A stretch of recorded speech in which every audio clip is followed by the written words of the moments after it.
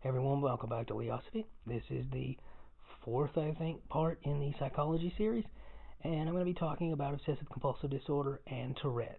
I am not going to be covering autism or Asperger's because they're just too different, really. And the more I thought about it, the more I realized they'll be the next episode. Um, but let's start with obsessive compulsive disorder. I think it's a little easier to understand, and understanding it will help, I think, with Tourette's. So, cursory glance at obsessive compulsive disorder, you'll notice that people have either nervous tics or ritualistic behavior, fixations, hence the name obsessive compulsive disorder. These are obsessions and compulsions. Um, and at their root, they appear to be about alleviating stress or anxiety, which is kind of ironic and a little comical, even darkly comical, because usually it leads to more anxiety, especially as these rituals get more and more complex, often to the point where they start taking over someone's life. And I know in previous episodes I mentioned that I'm looking at all these disorders objectively because I don't have any of them. Well, now it's time to graze over one that actually I do have. I absolutely do have obsessive compulsive disorder. And when I was a kid, it was really bad. I'll actually get a little more into that later when I start talking about Tourette's because there's an interesting commonality there. But I have it much more under control now as an adult, really even as a teenager, because uh, it's been through deliberate exposure, not from any licensed therapist, which, by the way, I recommend that. This was just sort of a DIY thing, which I don't recommend. I almost feel guilty saying it because, it sounds like I'm bragging, but really I don't recommend that. But um, just exposing myself to cut back on this ritualistic and compulsive behavior.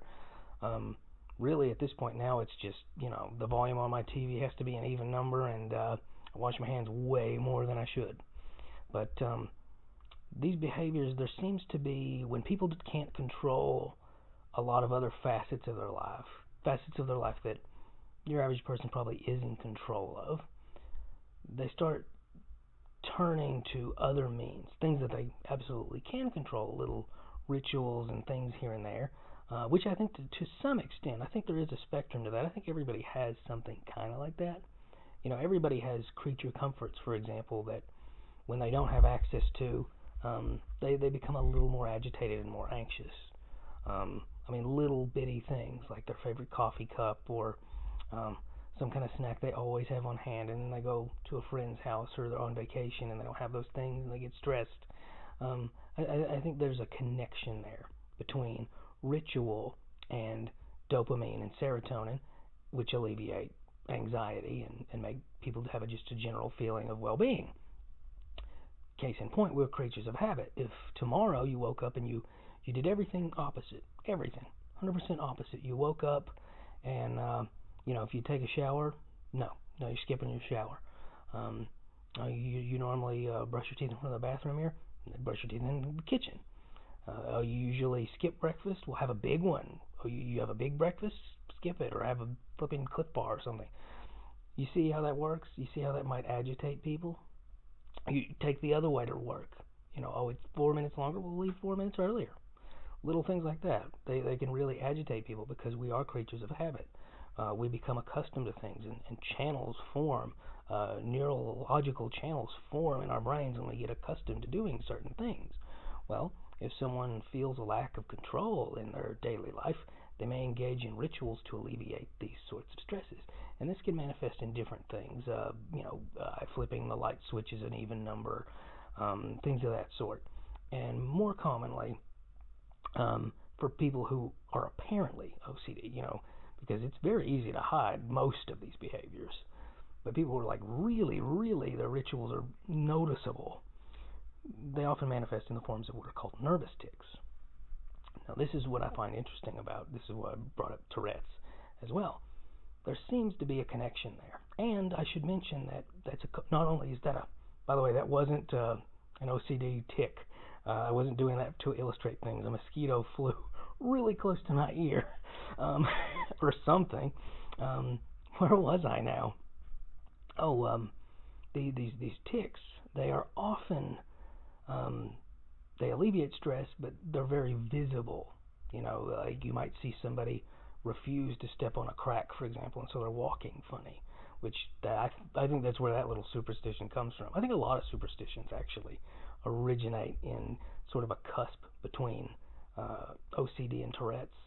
But 60% of people who've been diagnosed with Tourette's exhibit signs of obsessive compulsive disorder as well. But one of the more visible forms are nervous tics, often of the face.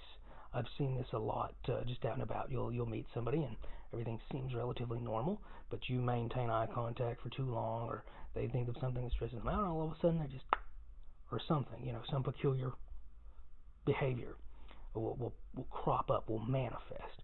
And this is a means of assuaging their pressing anxieties, many of which that are probably subconscious.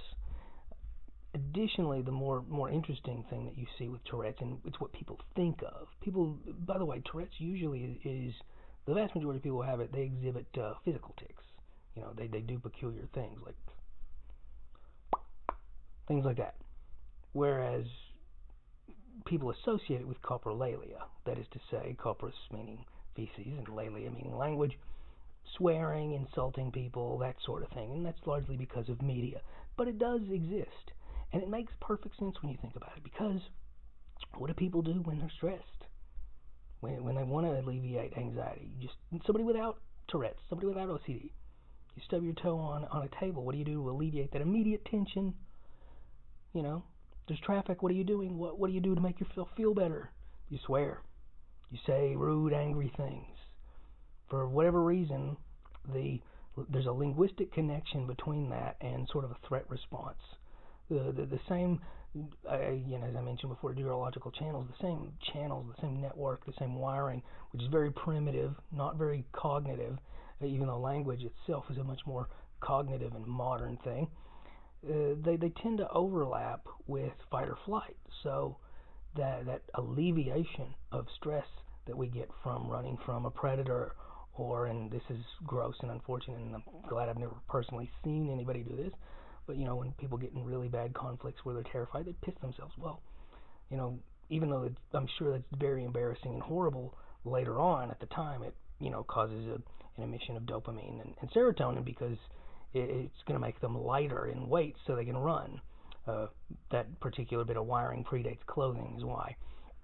So we see something similar there with Tourette's, with the swearing or the tics or the very odd behaviors. Even another great example of the physical component.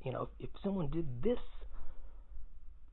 because they were subconsciously stressed, or because they were noticeably stressed, like in an office, you'd be like, what's wrong with that guy? Oh, he has Tourette's, or oh, he has really bad OCD. But if you hit your toe on a coffee table and you do that, everybody perfectly understands it. Well, there's a similar common theme here, which is to say that behaving in certain quasi-ritualistic ways, and that definitely includes swearing, as we know when we stub our toes, it causes a release of that tension that people harbor. And interestingly enough, the next episode I'm talking about Asperger's and autism, it doesn't seem to be as noticeable in them. In fact, they have, and I won't go too deep into it, but they have visible tantrums, which, a normal person, a tantrum is to get something, whereas for them it's an alleviation. I find that interesting, that instead of just your regular, insert swear word here, it's a full-blown meltdown, but it's a means of alleviating stress that's built up, of alleviating tension that's built up. So I find there's interesting commonalities among all of them. And by the way, I'm not suggesting that OCD and Tourette's are the same thing. I just think there's a huge overlap and connection. And I'm also not saying that autism and Asperger's have a connection to them. This is not like a full spectrum.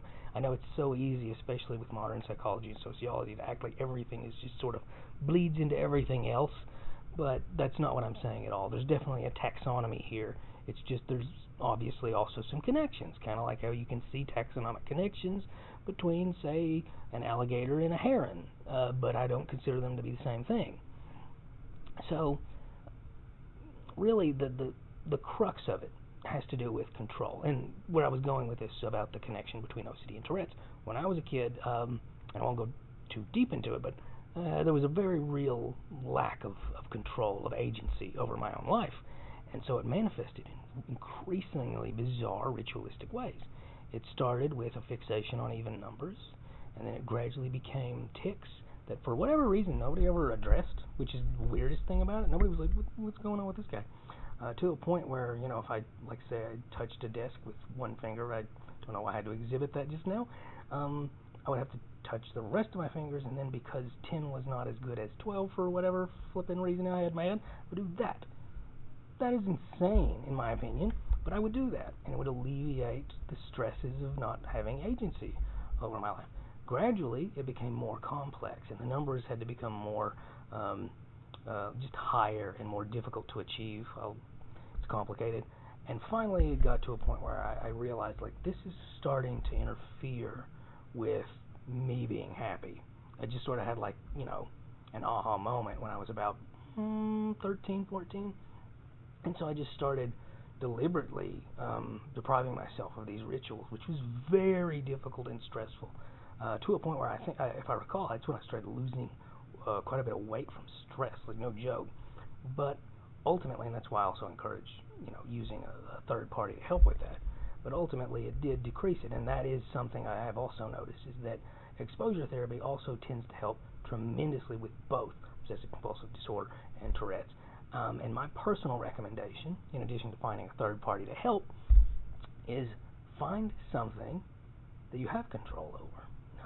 Take up a hobby. And I know it sounds very antiquated. That's what people said when you were stressed in the 40s. Yeah, they were right in the 40s. I'll say it. They knew what they were talking about. Start collecting stamps or something that you have control over. That's why hobbies exist, really. If you think about it, why do hobbies alleviate stress? Because it's something that we enjoy, sure. But why do we enjoy it? Because it's some semblance of control. Collecting things, it gives you those same little neurotransmitter response, the same dopamine and serotonin rushes that those rituals do. So, get control of something. Have a pet. That's a good one, provided you're responsible and good with a pet. Again, gardening, bonsai, collecting things. I don't know.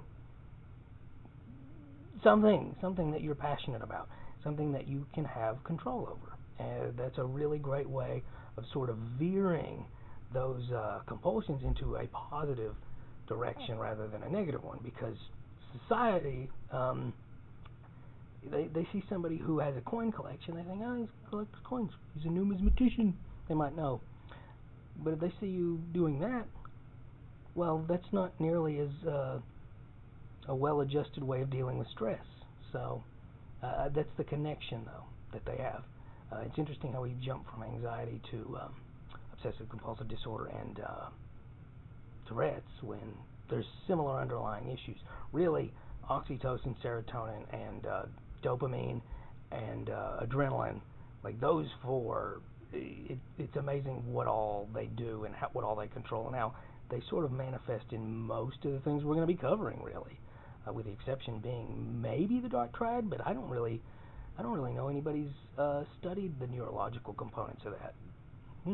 There's a thought. Anyway, I've talked way too long. Like, share, subscribe, keep asking questions. Bye.